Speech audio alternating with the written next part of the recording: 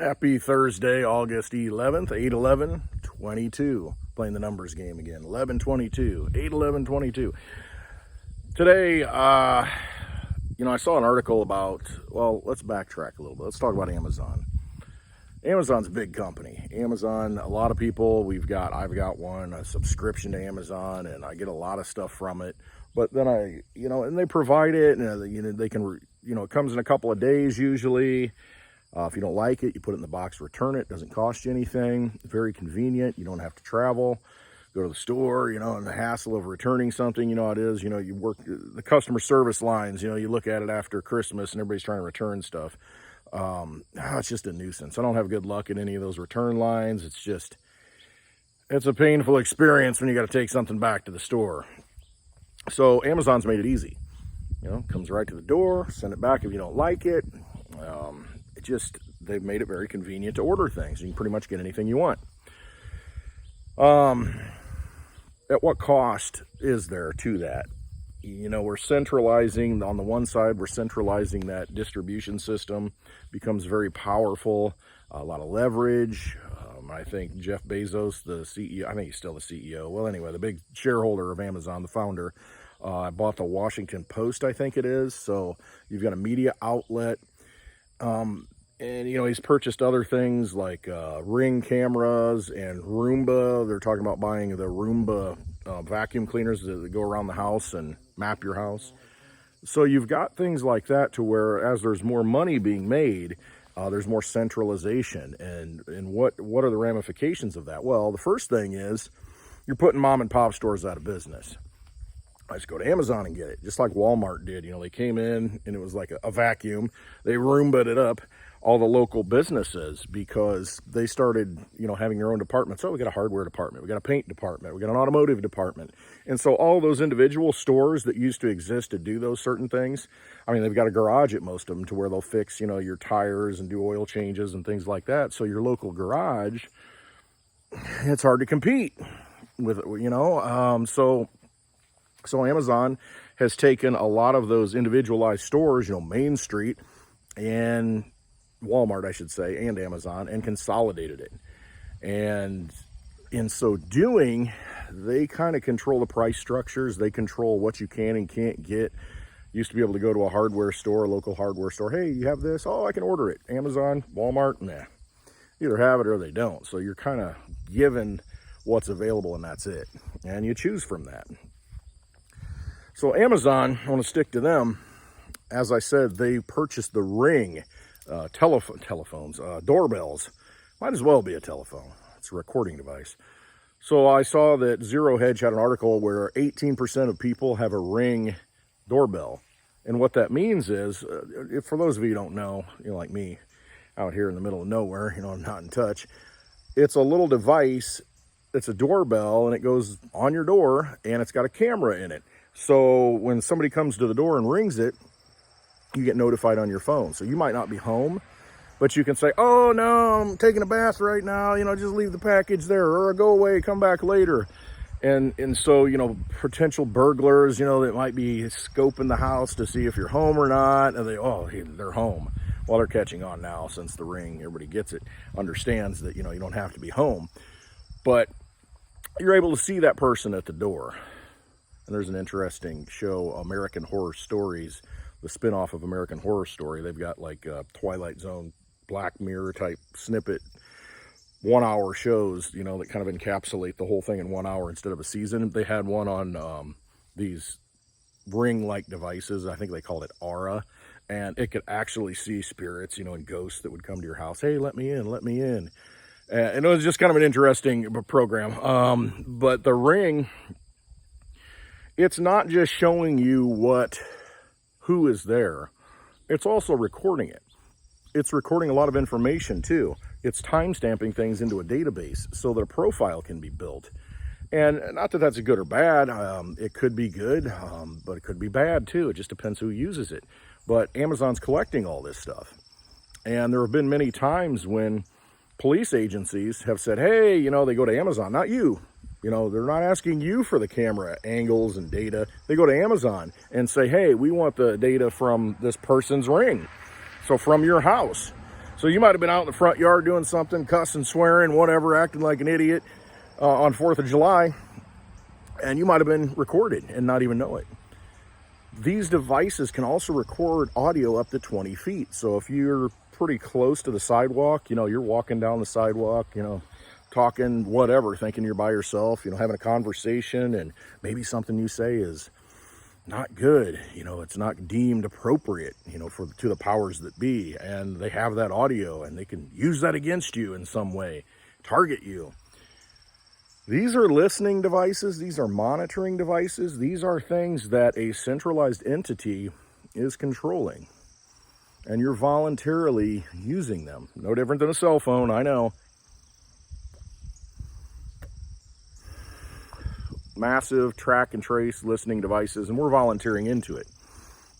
That's the point I want to get to. We're paying for this stuff, and we're unwillingly, I guess, or unknowingly providing all this information to centralized agencies, to centralized businesses, and by proxy, the government, who isn't necessarily your friend. You ask that question because there are bad forces within every entity.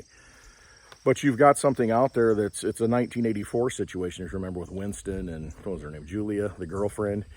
There were microphones all over, even out in the woods and, in places where you didn't think they would be. We're kind of in that, and you get ratted out, and Big Brother comes to get you. You get ratted out. And we're kind of entering that society, but it's not in the overtly totalitarian sense that it was in the novel 1984 by George Orwell. It's become a more voluntarily, velvet glove over the iron fist approach, and getting us to volunteer into the technology because we see benefits in it. The problem is they're using it to their own devices. And that's the danger of this. I mean, you've got these devices everywhere. This Alexa, that's in the house, Siri, all these things that are constantly listening when you say, "Hey, Alexa." And it's like, "Oh yeah, I'm here, I'm listening." I mean, what all is it listening to, and what all is being collected and databased, and what's being built behind the scenes? That's the thing we have to ask ourselves. And, Amazon, a big company, a big conglomerate, having control of that information is kind of a scary thing, because that allows a rogue government, a tyrannical government, to go to a single source, a centralized source, and say, "Hey, I need the data on this person," or "I need everything on this group of people." And, "Hey, we've got rings, and we're, these ring devices, and let's collect all that stuff and build a profile or a case against this person." And now we find that Amazon wants to buy Roomba. Well, you might think, what's the big deal about buying Roomba? It's like $1.7 billion, I think it is. I think they paid $1 billion for Ring. And now you're going to add Roomba to the portfolio. Well, what's wrong with that? It's just a vacuum cleaner that goes around the house and vacuums stuff up, right? Well, not necessarily. You get into the same situation as with the Ring, except it's a portable thing, and it's not outside your house, it's inside your house. And it's mapping everything. Well, in order to map that stuff, it's got to have some sort of camera, some sort of device. And then if you've got that connected to your Wi-Fi, what information is then being collected and uploaded to a central authority? I mean, you've got a spy inside your house is basically what you have. And your whole house is going to be mapped out. Kind of scary, I think. Because, anything you do, anything you say, what you're making for dinner, what you're watching on the television. I mean, a lot of times they know that already. Some of these TVs can go two ways and watch you. It's been around for a while, that technology. The phones do it, like I said, all the time. But now they're mapping out the house and, kind of your activities and all these different things that you really don't, if you thought about it, would you really volunteer into a situation like that? Would you really want that to happen? But by having these devices, it is happening. And it's something to really be aware of. And there's big talk about the metaverse and how, hey, we can put these goggles on, we can be in this virtual reality and this. I think we're already in it, though. I mean, we're already characters and players within this metaverse. I mean, we are in the metaverse right now because there are people watching us as if we're role players and game players. and they're collecting information on us. And they know our habits. I mean, there used to be a game called The Sims, spin-off of Sim City, where you create your own city. Well, then you had the little people that, you know, inside the houses, and you're watching them and their habits, and you kind of control it and micromanage it. That's what's happening to us. All the cameras are on us. They're watching us. And for what reason? What purpose? Is it for good, to help improve our lives, or is it to do something else? And you look at how things have gone, especially with the monetary system, it's not in our favor. Not in our favor at all. When has government ever been on your side and done something good for you? They say it's good for you, but it never turns out being good. We had the inflation report come out yesterday, 8.5%. Oh, it went down. 8.5%'s all. Oh, gas is to $4 a gallon now. Oh, I feel good. You know, oh, we got a price cut. And even though it's still, you know, twice as much as it was. But it's this kind of bait and switch, this, hey, let's make it really bad to see how far we can push people, then let's pull back a little bit. But it's still worse than it was a year ago.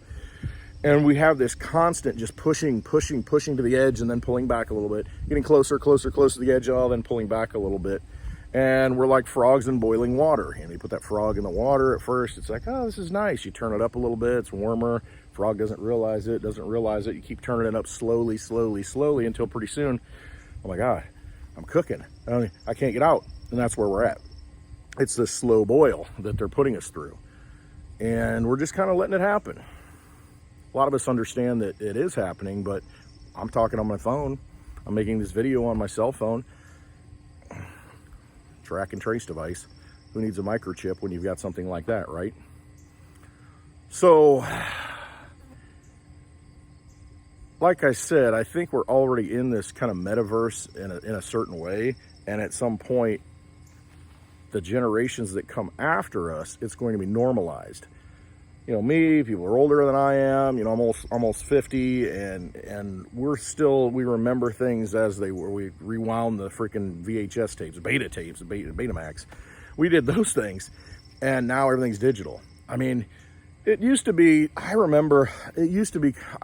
in my mind, when digital music first came out, I'm like, why in the heck would I want that? I don't own it. I don't have it in my hand. I don't have an album. I don't have an 8-track. I don't have a cassette tape. I don't have a CD. I don't have it in my hand. I don't have that music.